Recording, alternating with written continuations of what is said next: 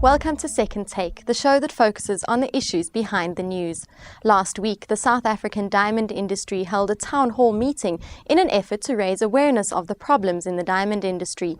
It was agreed that the industry should unite in order to create solutions to the issues.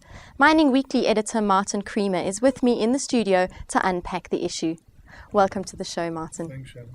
Can you tell us a bit more about so-called town hall meetings and what benefits they have for the industry? Yeah, when there are problems, normally town hall meetings arise. It's something that's a hangover from the United States, normally of a political hue, but in South Africa they've treated it as an industrial hue, and we had this town hall meeting, not that it's held in a town hall, but that brings in all the elements of an industry, and they thrash out what should be done without formal leadership, taking control.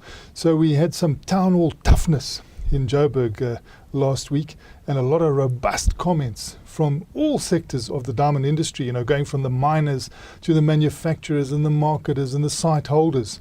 And they all had their say, and it began with a lot of finger pointing and a lot of harsh comment.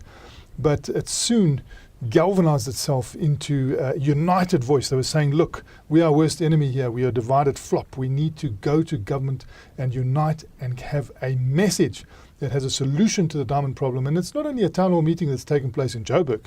Joburg is in fact the last town hall meeting for the diamond industry. It began in Tel Aviv, there was one in Mumbai, there was one in Gaborone, and then they swept in here on the eve of Thanksgiving, which is the biggest marketing spree that diamonds have every year. Thanksgiving begins in the United States, and then the diamonds start selling.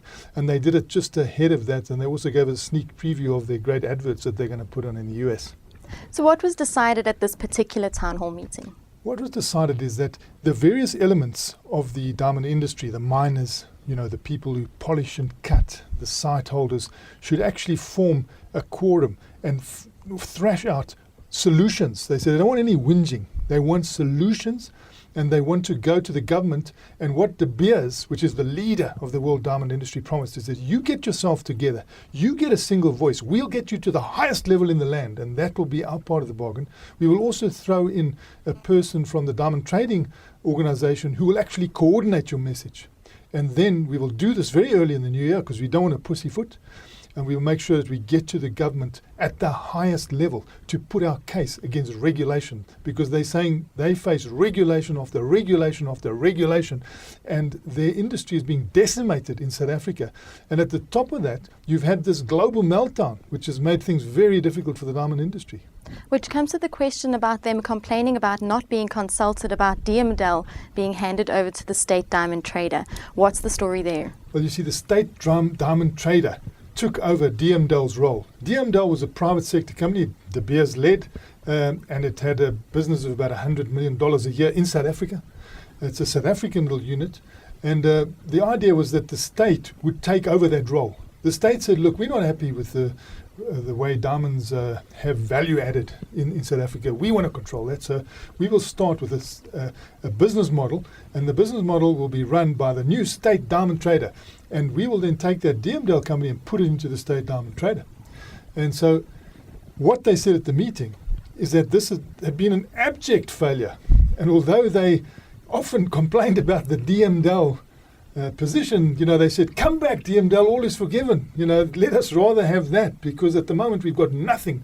What the state diamond trader, and that is a state-owned enterprise, what it's supposed to do is go and buy up 10% of the diamonds that are produced in South Africa from the miners, and then offer these to deserving people in South Africa who would then add value to them in South Africa. Hasn't happened. So then what will the industry do to start promoting diamonds more robustly? Well, what they want to do is not only have a robust mining industry, which we've had for 100 years. They say, we must add some value here in South Africa. How come can they add value in Tel Aviv? How come can they add value in Mumbai? How come are they adding value in Gaborone and we're sitting here, paralyzed?